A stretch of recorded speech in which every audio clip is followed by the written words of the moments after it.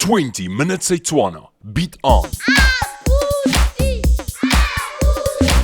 Goeiedag Abuti, sê hallo vir die kinders. Dumelang bana. Vandag is ons op die plaas. Is julle reg om 'n paar nuwe woorde te leer? So op hierdie plaas is daar 'n koei, 'n skaap, 'n vark en 'n hoender. Weet julle wat die woord is vir koei in Sesotho? Baie mooi. Dis kgomo. Dumelang kom. En wat is die woord vir skaap in Sesotho? Dis reg, dis nku. Dumelang ku. Nou wat is die woord vir vark in Sesotho? Pariki. Baie mooi. Dis variki. Dumela pariki.